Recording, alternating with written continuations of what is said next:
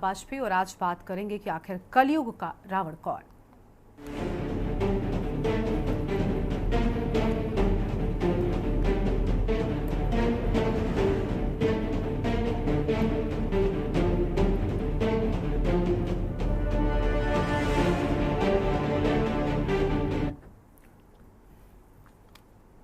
अयोध्या में दीपोत्सव को संबोधित करते हुए मुख्यमंत्री योगी आदित्यनाथ खासे मूड में दिखे। सरयू तट से ही मुख्यमंत्री योगी आदित्यनाथ ने विपक्षी दलों और नेताओं को जमकर लताड़ते हुए जहां वर्तमान के रावण का निर्धारण करने में संकोच नहीं किया, तो वहीं समाज को बांटने का आरोप मढ़ते हुए परिवारवाद पर करारा हमला किया है। योगी ने बिना नाम लिए समाजवादी पार्टी के अध्यक्ष अखिलेश यादव को अपने संबोधन का केंद्र बनाए रखा। मर्यादा पुरुषोत्तम की जन्मस्थली पर दिए गए बयान के जरिए मुख्यमंत्री यूपी में चल रहे उपचुनाव के साथ शायद भावी राजनीति का खाका भी के सफल प्रयास में कामयाब साबित हुए हैं। भाजपा को सत्ता शीर्ष तक पहुंचने की सफलता दिलाने वाली अयोध्या में रात्रि प्रवास पूरा करने से पहले योगी ने किसी का नाम तो नहीं लिया, लेकिन संबोधन सुनने वाले सभी आम खास की नजरों में सपा प्रमुख की तस्वीर बनाते रहे। कहा कि ये लोग ऐसे ही लोगों को श्रेय भी देने का काम करते हैं जो काम कभी रावण ने किया था। भारत को कमजोर करने और बांटने का काम करने वाले रावण और उनके अनुयायियों से सावधान रहने पर जोर दिया। कहा कि कोई जाति के नाम पर, कोई भाषा के नाम पर, कोई परिवार के नाम पर समाज को बांट रहा है। इस तरह राष्ट्रीय अखंडता और एकता को चुनौती दी जा रही है। रामचरित मानस की चौपाई जाको प्रभु दारुण दुख दीना ताकि मत पहले हर लीना के साथ उन्होंने दोहराया कि यही त्रेता युग में हुआ था और आज भी स्वयं की राजनीति के लिए कुछ कीमती मारी गई है, जो वो स्वार्थ सिद्ध के लिए देश को दांव पर लगाने से संकोच तक नहीं कर रहे हैं। और साथ ही आगे जोड़ा कि राजनीति के नाम पर चाचा और काकाओं की जमात को मालूम है कि देश और समाज के लिए, उनके वर्तमान और भविष्य के लिए उचित नहीं है, उनकी दुर्गति होनी है, और फिर भी वो वही काम कर रहे हैं जो रावण ने किया था। योगी ने विपक्षी दलों के नेताओं को सनातन धर्म के मार्ग का बाधक ठहराते हुए कहा कि सेक्युलरिज्म के नाम पर राजनीति करने वाले लोग सनातन धर्म पर कुठाराघात करके भारत की आत्मा को लहूलुहान कर रहे हैं और साथ ही नक्सलवाद और आतंकवाद को बढ़ावा दे रहे हैं। मुख्यमंत्री ने कहा कि सनातन धर्म के मार्ग में जितने रोड़े हैं उनको समाप्त किए बिना वो विश्राम नहीं करेंगे। इसलिए सनातन धर्मावलंबियों और अयोध्या के लोगों से किए गए वादे के तहत भव्यतापूर्ण श्री राम लला का मंदिर निर्माण पूरा कर दिव्य दीपावली साकार हो रही है। और योगी आदित्यनाथ के कटोगे तो बटोगे बयान को आरएसएस की दूसरे नंबर की कुर्सी संभाल रहे होसबोले आगे बढ़ा चुके हैं। प्रधानमंत्री नरेंद्र मोदी ने गुजरात के केवड़िया से एक हैं तो सेव हैं कहकर संकेत दिया। संघ के साथ केंद्र भी उनकी सोच के साथ खड़ा है। इसलिए योगी के संबोधन ने सवाल खड़ा किया कि प्रदेश के साथ क्या देश की राजनीति भी इसी रास्ते पर आगे बढ़ेगी। आज इसी पर करेंगे विस्तार से बातचीत। खास मेहमानों का पैनल हमारे साथ में है, लेकिन उनसे आपका पहले परिचय करवाते हैं। हमारे साथ में हमारे संवाददाता अनिकेत तिवारी जुड़ चुके हैं, प्रवेश पांडे हमारे साथ में हैं, अयोध्या से हमारे संवाददाता हैं, वरिष्ठ पत्रकार प्रमोद गोस्वामी जी हमारे साथ में जुड़ेंगे, राघवेंद्र सिंह राजू हमारे साथ में हैं, राजनीतिक विश्लेषक हैं, अवरल मलिक बीजेपी के प्रवक्ता हैं, पूजा मिश्रा समाजवादी पार्टी के प्रवक्ता हैं, नीरज गुप्ता जी हमारे साथ में हैं, कांग्रेस पार्टी के प्रवक्ता। इन सभी के साथ में अपनी चर्चा की शुरुआत करेंगे।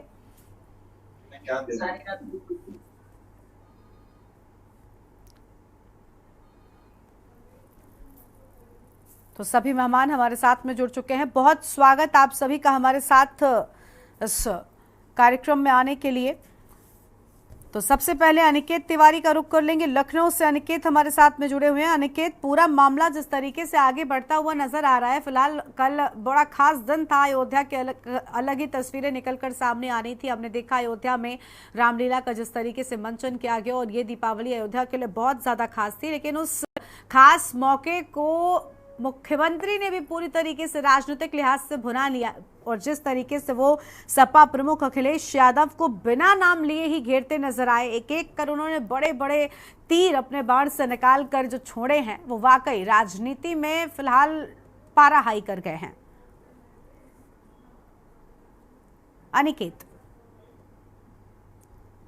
अनिकेत आवाज मिल रही है आपको?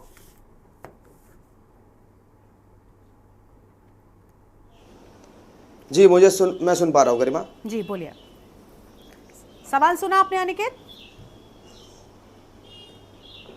देखिए, अगर बात की जाए उत्तर प्रदेश की, बिल्कुल गरिमा मैं सुन पा रहा हूँ।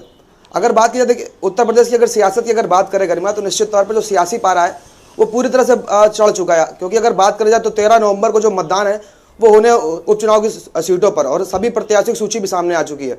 और अगर बात की जाए मुख्यमंत्री की गरिमा, तो उनके ऊपर एक बड़ी जिम्मेदारी है इस उपचुनाव में सभी सीटों पर जीत सुनिश्चित करने की। क्योंकि अगर बात करें तो बीजेपी के पास में भी 3 सीटें हैं, बाकी उनके जो सहयोगी दल है उनके पास 2 सीटें। वहीं अगर समाजवादी पार्टी अगर बात करें तो समाजवादी पार्टी के पास में 5 सीटें हैं उपचुनाव, अभी फिलहाल वर्तमान के विधायक हैं। तो अब ऐसे में कहने की जो लड़ाई है वो निश्चित तौर पर कहने का टक्कर की देखने को मिल रही है। और अगर बात करें मुख्यमंत्री योगी आदित्यनाथ की, तो हालांकि जरूर तमाम सनातनियों के लिए गरिमा ये 500 वर्षों का जो लंबा जो इंतजार था, जो समय था, वो कहने का खत्म हुआ। और प्रभु श्री राम की प्राण प्रतिष्ठा के बाद में ये पहला ऐसा अवसर था जब अयोध्या में बड़ा दीपोत्सव हुआ, और 25 लाख दीपोत्सव कल प्रज्वलित किए गए, और निश्चित तौर पर गिनीज बुक में ये दर्ज भी हुआ है। और जहां एक तरफ एक बड़ा आयोजन हुआ, वहीं अगर जिस तरह से संबोधन में देखने को मिला कि मुख्यमंत्री योगी आदित्यनाथ ने बिना नाम लिए कहीं ना कहीं अखिलेश यादव पर पूरी तरह से हमलावर होते हुए नजर आए, वो तो साफ तौर पर कहीं जो सियासी पारा है वो कहीं ना कहीं बढ़ रहा है। और इस सियासी पारे के दौरान अगर बात करें मुख्यमंत्री योगी आदित्यनाथ की गरिमा, तो वो अपने बयानों से कहीं ना कहीं पूरी तरह से जो समीकरण है वो बीजेपी के पक्ष में लाने का प्रयास कर रहे हैं। तो कहीं ना कहीं चुनौती उनके लिए है, क्योंकि इन सीटों पर जीत उनको दिलवानी है और एक बड़ी जिम्मेदारी दी गई। क्योंकि यही अगर इन सीटों पर अगर बीजेपी जीत अपनी नहीं दर्ज कर पाएगी तो कहीं ना कहीं ये माना जाएगा कि मुख्यमंत्री योगी आदित्यनाथ की उत्तर प्रदेश में पकड़ नहीं है। तो कहीं ना कहीं क्या कुछ केंद्र फैसला लेगा, फिर क्या कुछ समीकरण बनेंगे, वो खैर आने वाले समय तय करेगा। लेकिन ये जरूर है एक बड़ी जिम्मेदारी मुख्यमंत्री योगी आदित्यनाथ के ऊपर है इस उपचुनाव में। और शायद यही कारण है कि लगातार वो जनसभाएं कर रहे हैं, और कोई भी आयोजन कार्यक्रम में जो पहुंचते हैं तो वो मौका वो छोड़ते नहीं है विपक्ष को घेरने का। और तमाम जो सवाल है, जो तीखी जो उनके जो शब्द होते हैं, वो कहने का विपक्ष के लिए मंचों से देखने को मिलते हैं और सुनने को मिलते हैं गरिमा। तो वही कहीं ना कहीं तमाम वो उसी तरीके के जो कल कटाक्ष थे वो कहीं ना कहीं विपक्ष के लिए कल देखने को मिले। हालांकि उन्होंने नाम नहीं लिया गरिमा, लेकिन कहीं ना कहीं पूरे अपने संबोधन में कहीं ना कहीं विपक्ष में जो समाजवादी पार्टी के राष्ट्रीय अध्यक्ष अखिलेश यादव हैं उनको घेरते हुए नजर आए। हालांकि अगर बात करें लोकसभा के चुनाव में गरिमा, तो जिस तरह से विपक्ष का जो प्रदर्शन, अगर सपा की अगर हम बात करें तो 37 सीटें इस लोकसभा में समाजवादी पार्टी ने जीती है। तो सूबे की अगर बात करें तो सूबे की सबसे बड़ी पार्टी बन चुकी है समाजवादी पार्टी। तो ऐसे में अगर बात करें तो कहीं ना कहीं अखिलेश यादव के लिए भी एक चुनौती है इस उपचुनाव में। तो और वो भी ये प्रयास कर रहे हैं कि सभी सीटों पर जीत सुनिश्चित की जाए। और जो प्रमुख सीटों की अगर हम बात करें गरिमा, तो जो करहल की जो प्रमुख सीट है उसमें कहने कहीं बीजेपी ने सेंधमारी करने का प्रयास किया है। और अंजनेश जो यादव, जो समाजवादी पार्टी जो अखिलेश यादव के परिवार के जो रिश्तेदार भी हैं, उनको प्रत्याशी बना दिया है वहां से। तो कहीं ना कहीं जो लड़ाई है करहल सीट को लेकर वो कहीं ना कहीं फंसती हुई नजर आएगी। तो अगर हम समीकरण देखें तो लगातार जो सियासी समीकरण है, अखिलेश यादव की अगर बात करें तो अखिलेश यादव पीडीए के फॉर्मूले को लेकर चल रहे हैं आगे। और अगर हम बीजेपी की बात करें तो बीजेपी ने कहीं ना कहीं उसी फॉर्मूले को फॉलो करने का प्रयास किया है। तो ये कहीं ना कहीं प्रत्याशियों से लेकर और जनता से जनसंवाद करने तक जो पूरा जो हम सियासी अपारा देख रहे हैं उत्तर प्रदेश में, वो कहीं ना कहीं बढ़ता हुआ नजर आ रहा है। हालांकि जो समीकरण बैठने के बाद में क्या नतीजे आएंगे चुनाव के, किसके पक्ष में होंगे, जनता किसको चुनाव जिताएगी उपचुनाव में, ये खैर नतीजे आने के बाद तय होगा गरिमा। लेकिन ये जरूर है कि मुख्यमंत्री योगी आदित्यनाथ पूरी तरह से आक्रामक रुख अपना चुके हैं इस उपचुनाव में। और कोई भी कार्यक्रम हो तो वो कहने कहीं विपक्ष को घेरने से कहीं ना कहीं चूकते नहीं है। यानी आपका कहना है कि राजनीतिक लिहाज से ही ये बयानबाजी हुई है और आने वाले उपचुनावों को ध्यान में रखा है मुख्यमंत्री ने। चलिए ठीक है, आपके पास में लौटेंगे। कुछ और लोग हमारे साथ में हैं। प्रमोद गोस्वामी जी हमारे साथ में हैं, वरिष्ठ पत्रकार हैं। अब उनका रुख कर लेते हैं। प्रमोद जी, बिल्कुल ठीक बात कही कि देखिए राजनीतिक कोई भी शख्सियत हो, राजनीति कहीं पर भी करने से लोग नहीं छोड़ते। लेकिन मुख्यमंत्री ने जिस तरीके से कल अयोध्या में, बड़ा खास मौका था, दीपावली का पर्व था, दीपोत्सव का पर्व था और बड़े धूमधाम के साथ में इस बार अयोध्या में मनाया जा रहा था। और उस दौरान जब मैंने देखा कि वहां पर चीजें बयानों में किस तरीके से बढ़ती चली गई, मुख्यमंत्री ने बिना नाम लिए ही अखिलेश यादव पर एक के बाद एक हमले बोले। और क्या कुछ आपको लग रहा है कि उपचुनाव का एक प्रेशर है, क्योंकि इसके पहले लोकसभा के चुनावों में जो स्थिति हुई थी बीजेपी की, समाजवादी पार्टी ने काफी हद तक पछाड़ा और कहते ना कि नंबर 1 की पार्टी उत्तर प्रदेश में बनकर समाजवादी पार्टी आई। क्या ये वही प्रेशर था जो मुख्यमंत्री कोई भी मौका नहीं छोड़ रहे हैं?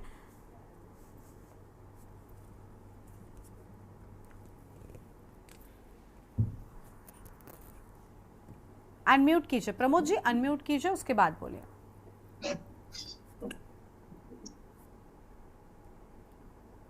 आवाज आ रही है? अब आवाज आ रही है? हाँ जी बोलिए सर। हाँ गरिमा जी, चूंकि उत्तर प्रदेश में 9 बाई इलेक्शंस होने हैं और इन बाई इलेक्शंस में सबसे ज्यादा भारतीय जनता पार्टी के साथ साथ सबसे ज्यादा अगर स्टेक पर है तो मुख्यमंत्री योगी आदित्यनाथ जी की। वो शुरू से ही पूरी तरीके से इसमें लगे हुए हैं कि कैसे भी जो लोकसभा चुनाव में जो थोड़ी सी मतलब सीटें घटी या वहां पराजय हुई भारतीय जनता पार्टी की, उसकी भरपाई कर ली जाए और 27 के लिए एक माहौल न बिगड़े, उसके लिए वो पूरी तरीके से सचेत हैं। और अयोध्या में जिस ढंग से उन्होंने विपक्ष पर तीखे हमले किए और उनको कहीं रावण की संज्ञा, कहीं विभीषण की संज्ञा, कहीं जो इस ढंग के उन्होंने आरोप लगाए, तो राजनीति में तो ये स्वाभाविक है, चीजें एक दूसरे पर आरोप प्रत्यारोप लगते रहते हैं और वो लेकिन एक सबसे महत्वपूर्ण बात यह है कि अगर भगवान राम की बात की जाए या जो अयोध्या में उनका जो जन्म स्थल है वहां पर जो भव्य आयोजन किया, और उस दृष्टि से अगर देखा जाए तो भगवान राम जो है वो सत्ता और समाज में संतुलन बनाए रखने की संज्ञा राम जी को दी गई है कि सत्ता और समाज उनके लिए बराबर है। राम को अपने राम भगवान राम ने अपने विरोधियों में भी जब वो वहां गए, रावण से युद्ध हुआ उनका, तो उसके बाद भी उन्होंने अपने विरोधियों की उपेक्षा नहीं की या उनके प्रति उन्होंने बराबरी की बात रखी, संतुलन बनाए रखा, अहंकारी नहीं थे।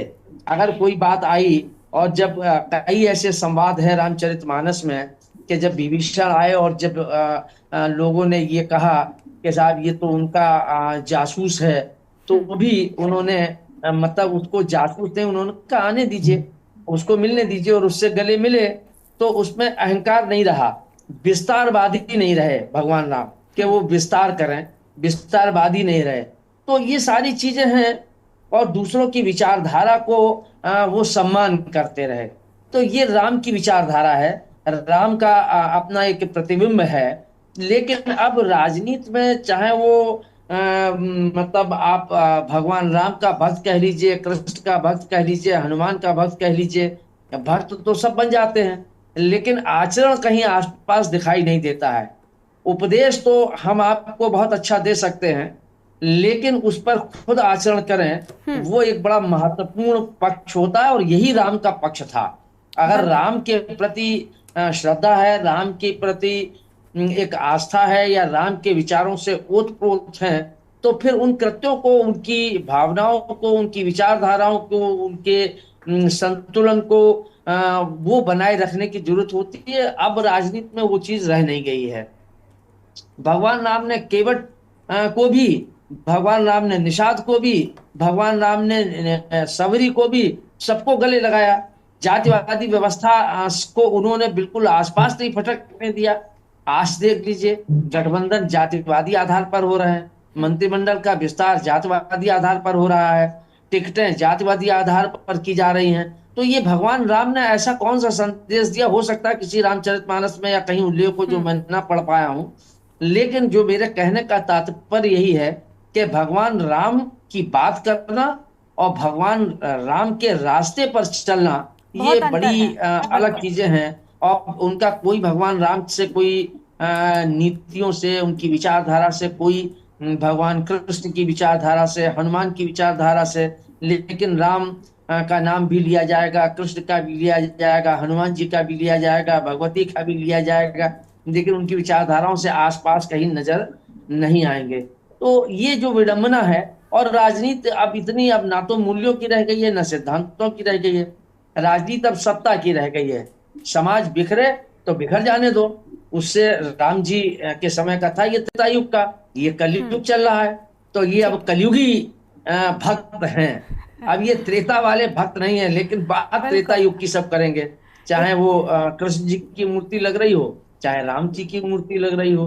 तो ये जो एक विरोधाभास है, मुझे लगता है कि ये कहीं ना कहीं ऐसा नहीं कि समाज उसको समझता नहीं, कहे कुछ भी, चाहे कोई भी बात कही जाए, लेकिन ये सब राजनीति में बड़ी विडंबना कह लीजिए, दुर्भाग्य कह लीजिए, कि महात्मा गांधी के आदर्शों की बात की जाएगी, पटेल के आदर्शों की बात की जाएगी, लेकिन उनके आसपास इर्द गिर्द नहीं दिखाई देंगे।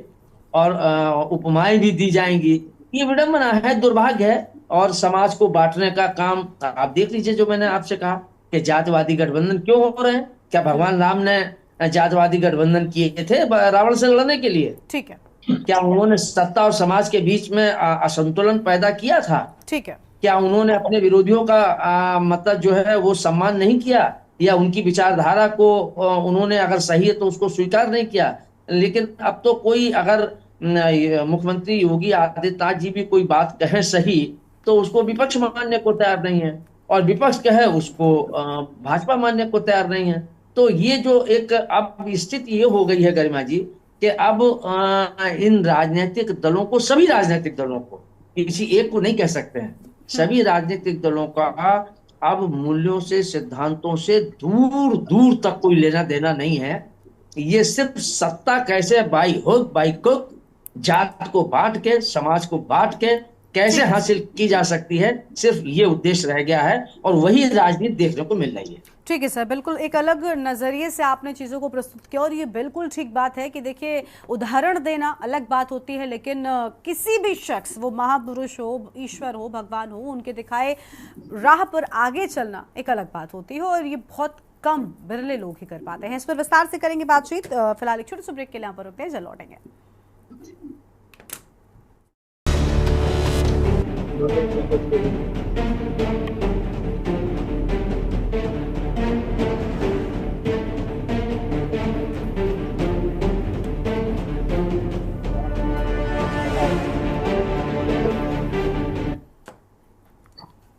ब्रेक के बाद आप सभी का स्वागत है। लगातार चर्चा कर रहे हैं कि आखिर कलयुग का रावण कौन। मुख्यमंत्री ने कल जिस तरीके से अयोध्या में बड़े बयान दिए और अखिलेश यादव को लेकर जो तंज उनकी ओर से कसे गए, जो हमला उन पर बोला गया, उसी पर लगातार चर्चा कर रहे हैं। खास मेहमान हमारे साथ में है राघवेंद्र सिंह राजू जी हैं, राजनीतिक विश्लेषक हैं, उनके साथ शुरुआत कर लेते हैं। राघवेंद्र जी, ये ठीक है कि राजनीति में एक दूसरे पर आरोप प्रत्यारोप और एक दूसरे पर अलग अलग तरह की चीज़ें कहना बड़ा आम हो गया है और बड़ा स्वाभाविक हो गया है, लेकिन कुछ मौक़ों को नहीं छोड़ देना चाहिए क्या? दीपोत्सव का मौका था, और अयोध्या की ही अगर बात कर लें तो फैजाबाद सीट में जो हश्र बीजेपी का हुआ वो भी हमने देखा। तो मुख्यमंत्री जी जिस तरीके की बात कल कह गए, भले ही दबे शब्दों में उन्होंने अखिलेश यादव को घेरा, आपको कैसा लगा? प्रमोद जी ने एक अलग नजरिए से, और बिल्कुल ठीक ये बात है, ये सिर्फ किसी एक शख्स या किसी एक नेता के लिए नहीं है, बल्कि सभी पर लागू होता है कि आप जिन लोगों का उदाहरण दे रहे हैं, क्या उनके बताए मार्ग पर आप चल रहे हैं? ये बहुत बड़ी बात है अपने आप में। आप किस तरीके से देख रहे हैं इस कल के पूरे वाक्य को? देखिए, सबसे पहले तो जितने भी पैनल्स में लोग हैं, मैं सभी को दीपावली की बहुत हार्दिक शुभकामनाएं देता हूं। बहुत शुभकामनाएं। और खास तौर से प्रमोद जी बहुत वरिष्ठ पत्रकार हैं, हमारे बड़े भाई हैं। ये निश्चित तौर पर है कि कुर्सी पाने और चोला के रंग बदलने का ये दौर है। अवसरवादिता की राजनीति है, ये मैं नहीं कह रहा हूं। CISDS की रिपोर्ट उठा करके देख लीजिए, तमाम जो मूलभूत मुद्दे हैं उन पर कोई राजनीतिक दल बोलना नहीं चाहता, और इनके घोषणा और घोषणा पत्र भी उठा करके देख लीजिए, सिर्फ मजाक बन के रह गए। जहां तक आज देश की जो राजनीति है और देश ने जो चीजें देखी इस भारत में 1947 के बाद, जब बैठ करके रात में स्क्रिप्ट लिखी जा रही थी कि भारत में, तो उस समय भी लोगों ने देखा, इसके बाद बांग्लादेश बना, बांग्लादेश को भी लोगों ने देखा कि 22% हिंदू थे, आज वहां 6% हिंदू रह गए। जातियों में उन्माद फैला करके कुर्सी पाने की जो अवसरवादिता की राजनीति है, हमारे बड़े भाई प्रमोद तिवारी जी ने भी यही बात कही। लेकिन महंगाई है, भ्रष्टाचार है, बेरोजगारी है, जय जवान जय किसान के नारे, जो बहुत सारी चीजें हैं, बुनियादी बातों से आम लोग नहीं अब मतदाताओं को लुभा नहीं सकते। आप देखिए कि मतदाताओं का परसेंटेज नहीं बढ़ पा रहा, वही 39.9, 39 या 41% तक सरकारें बन रही हैं या बिगड़ रही।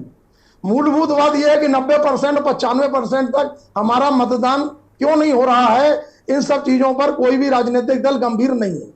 अभी उत्तर प्रदेश के 9 जो सीटों पर लेकर के बात कही है, अभी आपने कल ही देखा खैर में बसपा ने अपने प्रत्याशी को किस तरीके से, बसपा प्रत्याशी का उतार चढ़ाव हो गया। इसके बाद तमाम जो जातीय समीकरण बनाए गए, प्रमोद तिवारी जी ने कहा कि निश्चित तौर पर जो PDA बन रहा हो, चाहे भी छोटे छोटे दल हो, चाहे वो भाजपा के साथ में सहयोगी दल हो और चाहे वो कांग्रेस के साथ में सहयोगी दल हो, ये तो निश्चित तौर पर है कि वो जातियों का समीकरण बना करके। लेकिन गर्मा वाजपेयी जी, आप एक बात बताइए, 1980 में जब इमरजेंसी के बाद जब हमारे देश के जब देखा इंदिरा गांधी जी ने हम सत्ता से बाहर हो गए तो संजय गांधी जी को भेजा हेमवती नंदन बहुगुणा के पास। तो उन्होंने कहा कि भाई ये आप ऐसे नहीं, एक समाज है, एक बहुत बड़ा वर्ग है। और ये मैं नहीं कह रहा हूं, जाति उपरंत इसलिए कह रहा हूं, कभी आप उनको 13% बता देते हो, कभी आप ब्राह्मणों की संख्या 12% और 14% बता देते हो। आप अपने हिसाब से गुणा भाग करके अगले समाज को झगड़े में फंसा देते हो। ये तमाम चीजें जो थी 1980 में जो सीटें मिली उसमें 139 राजपूत जीत करके आए। और सपा वाले जो आजकल क्षत्रिय समाज के प्रति उपेक्षाकृत रहते हैं, मैं तो पढ़ता रहता हूं रोजाना डिबेट। अभी उदयपुर में डिबेट हो रही थी, उदयपुर में इतना बड़ा वैश्विक सम्मेलन हुआ, वहां पर भी ये बातें आई कि देश जा कहां रहा है। देश में जिन बातों को होना चाहिए, देश को जिन मूलभूत बातों से बातचीत करना चाहिए कि आखिरकार इन बेरोजगार युवाओं को रोजगार मिलेगा कैसे, रोजगार की स्थिति है क्या। लेकिन आज देश में जो स्थितियां बन रही हैं, निश्चित तौर पर अगर योगी जी ने आगरा में कहा, वहां पर कहा, अयोध्या में भी कहा, ये मैं नहीं कह रहा हूं, रामायण में भी यह प्रसंग है। और यह निश्चित तौर पर है कि जब समुद्र को पार करना था, रावण के पास जाना था सीता जी को लेने के लिए, तब यह प्रपंच भी आया था। उस समय जो बात आप कह रही थी, आपने भी ये चौपाई पढ़ी थी कि जाको प्रभु दारुण दुख देई ताकि मति पहले ही हर ले। तो ये बात नहीं है। वहां पर भी जब लक्ष्मण जी को रोका रामचंद्र जी ने कि नहीं, हे समुद्र देवता, हमको ये जाना है, अपनी चढ़ाई करनी है लंका पर, जब नहीं माने तो भगवान रामचंद्र जी ने भी प्रपंचा चढ़ाई और उन्होंने भी कहा कि विनय न मानत जलद जल गए 3 दिन बीत और बोले राम सकोप तो भयवे हो न प्रीत। आज देश में जो स्थितियां चल रही हैं, गुंडे, माफिया, अपराधी और जिस तरीके की घटनाएं बढ़ती जा रही हैं, जाति उन्माद में जो घटनाएं हो रही हैं और जितनी भी घटनाएं उत्तर प्रदेश में भी हुई हैं, उसको कहीं ना कहीं लोगों ने अपने आईने से जातिगत उन्माद फैला करके झगड़ा लड़ाने का काम किया है। आप उस आईने से क्यों नहीं देखते कि जब अगर भय करके आप किसी व्यक्ति का मकान कब्जा कर लेते हैं, किसी बहन के साथ में आप दुर्व्यवहार करते हैं, दुराचार करते हैं, तो ये घटनाएं क्या नहीं रुकनी चाहिए। इन सब चीजों पर हमें एक मत नहीं होना चाहिए। और खास तौर से पहले मैंने देखा है एक बहुत नेताजी का भी वीडियो चल रहा है, तो नेताजी के वीडियो में भी ये था कि हमने पार्टी बनाई, तो उसका उद्देश्य ये नहीं था, उसमें यह था कि ना किसी जाति से ईर्ष्या, ना किसी जाति से बुराई है, जो हर समाज को सम्मान देगा वो मरते दम तक मेरा भाई है। तो हर समाज को सम्मान मिल कहा रहा है। यहाँ तो आप जो देख ले, हर फार्मूला बनाने का काम चल रही है। लेकिन मैं मानता हूं उत्तर प्रदेश के मुख्यमंत्री योगी आदित्यनाथ जी का शुरू से एजेंडा है, उनकी जो छवि थी हिंदू और हिंदुस्तान, वो जो कहते हैं नेपाल आज हिंदू राष्ट्र नहीं रहा। आज जो स्थितियां चल रही हैं, कल जो स्थितियां बन रही हैं और बनती बिगड़ती स्थितियों में जो स्थिति आप देख रहे हैं, और तमाम युद्ध भी अभी सामने आपने तमाम देशों के देखे, इन सब चीजों में भारत में जो स्थिति अन्य प्रदेशों में भी अभी देखा, आयुष्मान कार्ड पर कल ही प्रधानमंत्री जी ने कहा कि दिल्ली और कलकत्ता बांग्लादेश को, दिल्ली और हम जो है नहीं मानते पश्चिम बंगाल को। ममता बनर्जी भी सीधा कह दिया, दिल्ली में केजरीवाल जी की सरकार पर जो भी हमारी आपसी जी बनी है उन पर भी कह दिया भाई ये योजना लागू होगी कि नहीं होगी। तो जब देश में कोई योजना बन रही है, अगर वो दिल्ली में लागू नहीं होती, अगर वो योजना अच्छी है, अगर वो पश्चिम बंगाल में लागू नहीं होती, नुकसान किसका है? नुकसान तो आम जनमानस का है। जनता को क्या मिल रहा है? जनता को जिन मुद्दों पर सरकारें चुनती हैं, मुद्दे सिर्फ मुद्रा तक अटक के रह गए। जो आपने देखा एक बहुत बड़ा दौर था ईडी की जांच, सीबीआई की जांच, ये जांचें पहले भी होती थी, लेकिन वर्तमान समय में जिस तरीके से इनका ग्राफ बढ़ा और सुप्रीम कोर्ट को भी हस्तक्षेप करना पड़ा, इसलिए हस्तक्षेप करना पड़ा क्योंकि निश्चित तौर पर सत्ता में बैठे हुए लोगों को शासन के अपने पावर को गलत इस्तेमाल नहीं करना चाहिए, और पावर का सभी ने गलत इस्तेमाल किया है। लेकिन ये सच है कि आज की जो स्थिति है, दीपोत्सव पर्व पर जो संकल्प लोगों को लेना चाहिए, और इसीलिए दीपावली मना भी गई।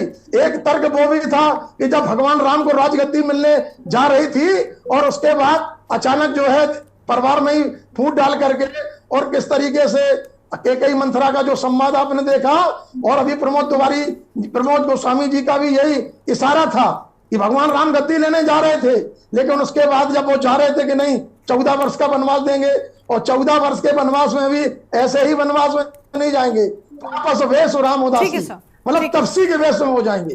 वो इस तरीके से न कहे कि राजा के वेश में जा रहे हैं तो मालूम पड़ी सबको समेटे ले जा रहे हैं। तो आज जो फार्मूला बन रहे हैं, इस पर निश्चित तौर पर है कि जातिगत चीजों पर जो आज चुनाव टिक गया है और जाति फार्मूला बनाने में सभी इस पार्टियों की देश का ओर से भला यही नहीं हो रहा है। है। बड़ी बात तो निश्चित ये है तौर ना कि पर योगी जी राजनीति जी। में कोई भी नियम कानून कायदा रह ही नहीं गया है और ना ही किसी भी जी। चीज का कोई भी नेता लिहाज करता है, उसी पर चर्चा आज हो रही है। चलिए ठीक है, आपके पास में जी। लौटेंगे और मेहमान हमारे साथ में जल्दी जल्दी से सभी को जोड़ लेते हैं। अविरल मलिक जी हैं, बीजेपी के प्रवक्ता हैं। अविरल जी, कई लोगों ने उनके इस बयान की निंदा भी की है, किस तरीके से देख रहे हैं आप मुख्यमंत्री को के इस बयान को? ठीक है, अखिलेश यादव पर हमला बोलने के कई सारे मौके मिलते हैं, लेकिन दीपावली के मौके पर अयोध्या में दीपोत्सव था और अयोध्या में भी कहीं ना कहीं आपको झटका तो लगा ही था ना? जी नहीं, देखिए, जहां तक विषय है झटके का, तो किसी प्रकार का कोई झटका भारतीय जनता पार्टी को अयोध्या की भूमि पर नहीं लगा है। इस बात को स्पष्ट रूप से जानना अत्यंत आवश्यक है। और अगर अयोध्या के झटके की बात होती है तो जिस झटके की बात की जा रही है वो फैजाबाद के झटके की बात की जा सकती है। अयोध्या में भारतीय जनता पार्टी जीती है, फैजाबाद में जीतने को ये बता सकते हैं अपने लिए। और रही बात जिस प्रकार से भारतीय जनता पार्टी के ऊपर ये आरोप लगा रहे हैं, तो इन्हें इस बात को भी कम से कम समझ लेना चाहिए। अगर हम चांदनी चौक की सीट जीतते हैं तो हम ये तो नहीं कह रहे हैं ना कि हम जामा मस्जिद जीत गए हैं। तो इसी प्रकार से इसी उदाहरण के साथ इन्हें समझ लेना चाहिए। और रही बात भारतीय जनता पार्टी की, तो हम विकास के आधार पर राजनीति करने वाले लोग हैं और जो हम कहते हैं वो हम करते हैं। जितने हमने वादे किए उनको पूरा करने का कार्य किया। अब वो कौन लोग हैं जो झूठे वादे करते हैं, अनाप शनाप बयानबाजी करते हैं, जनता को गुमराह करने का एक प्रकार से कार्य करते हैं, और जब उन लोगों की सरकार आ जाती है तो प्रदेश में दंगे बढ़ने लगते हैं, माफियाओं का राज चलने लगता है, माफियाओं की अपनी पैरेलल सरकार चलने लगती है। वो कौन लोग हैं, इसका इन्हें उत्तर देना चाहिए। और रही बात जिस प्रकार से ये बोलते हैं बहराइच के मुद्दे पर, तो अनेकों नेताओं के बयान सामने आए, इंडी गठबंधन के कार्यकर्ता और इस प्रकार के जो लोग हैं ये कहते हैं कि नफरत फैलाने का कार्य किया जा रहा था। और इनका ये मानना है, पूजा जी इस बात को कम से कम स्पष्ट कर देंगी और इंडी गठबंधन के प्रवक्ता बता दें, इनका ये मानना रहता है कि मुसलमानों के मोहल्ले में, मुस्लिम बहुल्य क्षेत्र में हिंदू को जाकर जय श्री राम का उद्घोष नहीं करना चाहिए, जय श्री राम का नारा नहीं लगाना चाहिए। तो मैं तो इनसे जानना चाहता हूं, बहुत से हमारे देवी देवताओं के बड़े बड़े मंदिर हैं, बहुत सी शक्तिपीठें हैं, और उसके साथ साथ बात कर ली जाए माता वैष्णो देवी की, तो वहां पर जिस तरीके से जितना रोजगार चल रहा है, 90% जिस प्रकार से मुसलमान हैं, हमने उन्हें मना किया क्या रोजगार करने से? वहां जितने घोड़े वाले हैं वो सारे मुसलमान हैं, दुकान लगाकर बैठते हैं मुसलमान हैं, हमने उन्हें मना किया क्या? नहीं मना किया। इसी प्रकार से मैं तो कहना चाहता हूं सबको स्वतंत्रता है, इसीलिए कम से कम ये लोग जो इंडी गठबंधन के लोग हैं ये हिंदुओं को टारगेट करना बंद करें, किसी रिलीजन के आधार पर। अच्छा, ये हिंदुओं को टारगेट करना बंद करते हैं और कहीं ना कहीं आप भी तो हिंदुओं का नाम लेकर ही राजनीति कर रहे हैं ना। बात तो ये है कि आखिर किसी का नाम लेकर राजनीति करने की क्या जरूरत है? वही बात हो गई कि धर्म के नाम पर राजनीति हो रही है, वो हिंदुओं को टारगेट कर रहे हैं, आप हिंदुओं को ही पकड़ कर नहीं चल रहे हैं। जी नहीं, देखिए, कोई हमारे मंदिर के सामने अल्लाह अकबर बोलता है, हमें तकलीफ नहीं होती है, हम बड़ा दिल दिखाते हैं। उसके बाद अगर मस्जिद के बाहर जय श्री राम का नारा लग जाए तो तकलीफ क्या है? मैं तो ये जानना चाहता हूँ। और किन लोगों को तकलीफ है? कौन बांटने की बात करते हैं? ठीक है, और हम तो कह रहे हैं जो बांटने की बात करेगा उसके ऊपर कार्रवाई निश्चित रूप से होगी। और भारतीय जनता पार्टी जिस प्रकार से विकास की बात करती है, साथ साथ इन्हें बहुत चिंता होती है इस प्रकार की जो बयानबाजी ये लोग करते हैं, अनाप शनाप बयानबाजी करते हैं इजराइल के विषय पर, फिलिस्तीन के विषय पर। बहुत से लोग हैं जिनके बयान सामने आते हैं, तो इन्हें स्पष्टीकरण देना चाहिए। ठीक है सर, लौटेंगे। ठीक है, और मेहमान हैं उनको भी जोड़ लेते हैं। समाजवादी पार्टी की प्रवक्ता पूजा मिश्रा जी हमारे साथ में है, जल्दी से उनका रुख कर लेते हैं। पूजा जी, आपने सभी की बातें सुन ली होंगी, चाहे प्रमोद जी हो या राघवेंद्र जी, किस तरीके से देख रही हैं? क्योंकि कल अखिलेश यादव पर एक एक कर नए तीर चलाए हैं और दीपावली के मौके पर उन्होंने आज के जमाने के कलयुग के रावण और न जाने किन और राक्षसों के साथ में तुलना की गई है। आपने भी उस बयान को सुना होगा, क्या कुछ कहेंगे आप? गरिमा जी, आपको नमस्कार और दीपावली की हार्दिक शुभकामनाएं। पैनल में उपस्थित सभी को दीपावली की हार्दिक शुभकामनाएं और आपके सारे दर्शकों को भी दीपावली की बहुत बहुत शुभकामनाएं। गरिमा जी, देखिए, मैं प्रमोद जी के बात से एग्री करूंगी, राघवेंद्र जी के बात से एग्री करूंगी, और मैं आपके उस बात से एग्री करूंगी कि कल दीपोत्सव था तो माननीय मुख्यमंत्री सिर्फ दीपोत्सव की बात कर सकते थे, राजनीति को थोड़ा साइड कर देते तो हम लोग भी बड़ा अच्छा फील होता कि उत्तर प्रदेश के मुख्यमंत्री हैं, उन्होंने सबकी बात कर ली, उन्होंने जो है समाजवादी पार्टी की भी बात कर ली, क्योंकि ऐसा तो है नहीं कि पूजा मिश्रा के मुख्यमंत्री नहीं है वो। अगर पूजा मिश्रा उत्तर प्रदेश की नागरिक है तो उनके भी मुख्यमंत्री, उनका फर्ज बनता था कि वो हमें भी जो है दीपावली का जो है बधाई संदेश दे देते और बोल देते एक बार मन से कि जो है आज हम कोई राजनीतिक बात नहीं करेंगे। मेरे सारे विपक्षियों को भी जो है दीपावली की बहुत बहुत शुभकामनाएं और हम दीपोत्सव मनाते हैं। आपको पता ही होगा गरिमा जी, जो हमारे सांसद हैं वहां से फैजाबाद, कई बार मैं डिबेट में बोलती हूँ, मुझे कहा जाता है कि नहीं आप उसको अयोध्या बोली, मैं बोली अयोध्या बोलने से तो आपको उसको पीड़ा होती है। तो वहां से सांसद उन्होंने बोला कि हम दीपावली वाले दिन दीपोत्सव मनाएंगे, आप मुख्यमंत्री जी भी दीपावली वाले दिन दीपोत्सव मनाते थे आज के दिन पे, तो और भी बेहतर रहता। उनका तो ये कहना था। और अभी जो है जितने भी भाषण मैंने सुना मुख्यमंत्री जी को, नफरत बांटने का मन नहीं करता है, लगता है नहीं तो। पर हाँ, एक बात बड़ी जो है उन्होंने बहुत अच्छी कही ना कि जाको प्रभु दारू देना, काकर मती आगे हर लेना, ये हम हमेशा ही कह रहे होते हैं बोलचाल में। तो माननीय मुख्यमंत्री जी 2018 में अभी जाति की बात चल रही थी और आपको भी पता होगी, आपका पहला जो ओपनिंग स्टेटमेंट था कि आज के समय का रावण कौन। तो रावण ने गलती क्या की हुई थी, जब हनुमान जी गए लंका में तो उन्होंने क्या समझा कि रावण एक मामूली से वानर है। वो अंदाजा नहीं लगा पाए कि जो है रावण जो है हनुमान जी एक मामूली वानर नहीं है। तो वही कंडीशन अभी हो रखी हुई है कि माननीय मुख्यमंत्री जी ने जो है हनुमान जी को दलित कहा था। उनको ये अंदाजा नहीं लग पा रहा है कि हनुमान जी जो है ईश्वर हैं, दलित नहीं है, जाति नहीं है, उनकी कोई धर्म जाति नहीं है, वो सबके हैं। तो अब आप बता लीजिए कि जो है कौन रावण है आज के समय में। मैं उससे ज्यादा नहीं बोलूंगी, मैं पहले बोला कि नफरत नहीं फैलाएंगे। और हाँ, अभी जो रोजगार वगैरह की बात चल रही थी, अभी चल रहा था कि दंगे की बात चल रही थी, मुझे लगता है गरिमा जी एक पंचवर्षीय आपकी बीत चुकी है, दूसरी पंचवर्षीय आपकी चल रही है, केंद्र में आपकी तीसरी पंचवर्षीय चल रही है। अब समय नहीं है कि आप जो है पिछली सरकारों से प्रश्न पूछे, अब समय है कि आप एनालिसिस करें कि आप 5 साल में कहाँ फेल हो गए और 5 साल बाद में फिर जब दोबारा आ गए और आप आज भी अगर आपके पास में सिर्फ और सिर्फ जो है विपक्ष के पीछे छुपने का रास्ता है, तो मैं ये मानूंगी कि ये फेलियर है, कि सरकार का फेलियर है। अभी अगर कुछ भी अच्छा होता है तो देखो तो मनाएं, हम लोग कहते हैं कि हाँ बिल्कुल अच्छी बात है। हमें तो और अच्छा लगता है कि जब अयोध्या के एक एक नागरिक जो है दीपोत्सव को उतनी खुशी के साथ मना पाते हैं जितनी खुशी के साथ में मनाना चाहते हैं। हम भी पार्टिसिपेट कर रहे होते हैं, हमें भी अच्छा लगता है, निमंत्रण देके देख लेते, क्या पता जो है वहाँ के सांसद जी जाते हैं कि हाँ दीपोत्सव में जो है दीपोत्सव है, त्योहार है, वो मनाया जाता है। लेकिन मुझे लगता है कि भाजपा का जो है मति अभी जो है ईश्वर ने हर ली हुई है, इसीलिए जो है वो ऐसे मौकों पर भी जो है नफरत देखिए रावण पर चर्चा हो रही है, बड़ी विकट स्थिति है कि हम सब इस पर चर्चा कर रहे हैं कि आज के जमाने का रावण कौन है। लेकिन काश ऐसा हो सकता कि हम राम पर भी चर्चा करते। हर कोई एक दूसरे को रावण ठहराने पर तुला हुआ है, चाहे कोई भी पार्टी हो, हर कोई एक दूसरे को रावण ठहराने जो राम के विरोधी हैं, यही तो परिवर्तन है। देखिए गरिमा जी, यही परिवर्तन आया है योगी जी के राज में। ठीक है अभी देखिए थोड़ा सा वक्त कम है अविरल जी, ठीक है वक्त कम है, थोड़ा सा वक्त कम है, लौटेंगे। हाँ ठीक है, हो गया। पूजा जी थोड़ा सा वक्त कम है, प्लीज सभी मेहमानों को एक बार जोड़ लेने दीजिए। नीरज मिश्रा हमारे, माफ कीजिएगा, नीरज गुप्ता जी हैं कांग्रेस के प्रवक्ता, बहुत स्वागत सर आपका भी। सर इंडिया गठबंधन को जोड़ लिया गया है, अभी अविरल जी पूरे के पूरे इंडिया गठबंधन पर हमला बोल रहे हैं, वो कह रहे हैं कि यहाँ तो सब रावण है। Unmute sir, unmute.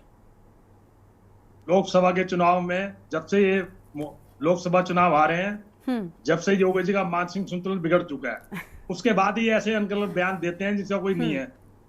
बटेंगे तो कटेंगे, अरे बटेंगे तो कटेंगे, आपने तो पहले ही बांट रखा है पूरे देश को, हिंदू मुस्लिम में बांट रखा है। आपकी तो पार्टी ऐसी है, विश्व की सबसे बड़ी बीजेपी एक ऐसी पार्टी है जो धर्म का राजनीति करने में माहिर है। अगर गिनीज बुक ऑफ रिकॉर्ड में अगर कोई नाम चलेगा ना, ऐसा इनाम रखेंगे तो इस पार्टी को देना चाहिए कि धर्म को राजनीति कैसे बदलते हैं। देखिए मुख्यमंत्री जी करते हैं बात रावण की, अरे रावण से थोड़ा ज्ञान तो ले लेते हैं भाई साहब। राम जी ने जब लक्ष्मण जी को कहा था कि रावण जी तो सबसे बड़े ज्ञाता हैं 6 वेदों के, कुछ ज्ञान ही ले लेते रावण जी से, उनकी किताबें पढ़ लो, ज्ञान मिल जाएगा। आज का दिन तो छोड़ देते, 500 साल से राम आप कर लो, रावण जी कर रहे हो, रावण जी की पूजा आप करो। बोलो, अरे बीच में बोलो भैया, ठीक है। 500 साल से राम का 500 साल से राम का नाम यूज कर रहे हैं, ऊपर राम जी भी परेशान हो गए, वो भी कह रहे होंगे बद्दुआ दे रहे हो मेरे राम को, नाम को छोड़ दो भैया, कोई काम के आधार पर वोट मांग लो। सराधन जय श्री राम, जय श्री राम, जय श्री राम, खुद तो शर्म कर लो भैया, कल का दिन तो छोड़ देते। वो देश के, वो प्रदेश के मुखिया है, कम से कम कोई आपसी प्यार मोहब्बत की बात करते, सब धर्मों को एक समान देते, बधाई देते। क्या आपसे कर राजनीति करने की जरूरत थी? क्या सिर्फ उनको सपने में इंडिया गठबंधन दिखाई देता है, या अखिलेश यादव जी दिखाई देते हैं कि अखिलेश यादव पे ऐसी ऐसी बातें करते हैं, कभी गुंडा माफिया बोलते हैं, कभी बटेंगे तो कटेंगे, ये बटेंगे तो कटेंगे क्या मतलब है? देश एक है, पूरा देश एक है, और देश में सभी एक समान ही को है, नागरिक कश्मीरी है, पंडितों को पूरा काटा देश गया एक था। है। ठीक तो है अविरल जी, अविरल जी बीच में नहीं, अविरल जी बीच में नहीं प्लीज, सरकार किसकी थी केंद्र में? अविरल जी केंद्र में सरकार बीच में नहीं आपकी, बोलेंगे, केंद्र में सरकार आपकी जल्दी से है, नीरज जी और कंप्लीट पूरा देश कीजिए, एक है। अलग अलग और मुद्दों इस पर सवि- चर्चा नहीं इस हो रही है। संविधान में, इस संविधान में सभी धर्मों को समान देखा गया है। ये तो आप करते हैं हिंदू मुस्लिम, हम तो बात ही नहीं करते, आप ही करते हो हिंदू मुस्लिम। ये तो सभी धर्म है। क्या अजमेर में मजार है, वहाँ हिंदू लोग नहीं जाते? मैं खुद जाता हूँ, मैं हिंदू होके वहाँ खूब जाता हूँ। तो सभी धर्म क्या सभी धर्मों के लोग क्या दिवाली नहीं मना रहे? देखिए, आप अपने मुख्यमंत्री को समझाइए, जनता तय करेगी 9 सीटों पे कौन जीता। वो ठीक है वो सर, इतना क्यों ठीक है पागलपन की ठीक है, तरह चलिए आपके ऐसे पास में अंदर लौटेंगे दे रहे हैं? सर, ठीक अरे, है वो साथ में मठाधीश भी हैं। ठीक है उनको नीरज जी शांति हो रखनी गया, चाहिए। नीरज जी हो गया। अयोध्या से प्रवेश हमारे साथ लगातार बने हुए प्रवेश, इस बयान के बाद राजनीति कितना तूल पकड़ चुकी है? हमने कल देखा अयोध्या में जिस तरीके से बयानबाजियां हुई। देखिए, बिल्कुल बता दें आपको, जिस तरीके से कल मुख्यमंत्री योगी आदित्यनाथ अयोध्या में थे, भव्य और दीपोत्सव मनाया गया था, और अयोध्या की जो तस्वीरें थी वो अलौकिक और अद्भुत तस्वीरें थी। लेकिन जब मुख्यमंत्री योगी आदित्यनाथ ने मंच पे कहा कि अब काकाओं और चाचाओं की जो जमात है वो कहीं न कहीं जो है देश में जो है भ्रष्टाचार और अपराध को फैलाने का काम कर रही है, उसको लेकर अब लगातार राजनीति जो है गर्म है। लेकिन दूसरी तरफ संतों ने यह भी कहा है कि अवधेश के बयान को जो अवधेश ने कहा, अवधेश यादव सपा के सांसद हैं अयोध्या से, उन्होंने कहा कि अब जो है हमको निमंत्रण नहीं मिला, नहीं तो हम जो है अयोध्या दीपोत्सव में शामिल होते। उस पर राजू दास और कारपात्री जी महाराज ने अपना बयान दिया है। उन्होंने कहा कि यहाँ पर रावणों की और राक्षसों की जरूरत नहीं है, सांसद जो है वो इंसान नहीं है, वो राक्षस है, और यहाँ पे उनकी जरूरत नहीं। इस तरीके के संतों ने बयान दिया है। वहीं करपात्री महाराज ने यह भी कहा है कि पहले जो है हम लोग यज्ञ में जाते थे तो वहाँ ओम शांति करते थे, लेकिन अगर ऐसी जरूरत पड़ी देश के प्रति या सनातन धर्म के प्रति तो हम लोग ओम शांति नहीं ओम क्रांति का जो है पाठ करेंगे। इस तरीके की जो है तमाम बयान निकल के आ रही है। ठीक है, बहुत शुक्रिया आप सभी मेहमानों का हमारे साथ चर्चा में आने के लिए, अपनी बात रखने के लिए। तो देखिए लगातार राजनीति हो रही है, लेकिन बात ये कि आखिर कलयुग का रावण कौन, ये बड़ा सवाल कल मुख्यमंत्री योगी आदित्यनाथ कहीं ना कहीं पूछते या कह सकते हैं कि यही चीजें कहते हुए नजर आए। और जिस तरीके से उन्होंने दबे शब्दों में अखिलेश यादव को घेरा और अखिलेश यादव की पार्टी के बड़े नेताओं को घेरा, वो अपने आप में बहुत कुछ कह रहा था। इस बुलेटिन में इतना ही। आप देखते रहिए न्यूज़ इंडिया। नमस्कार।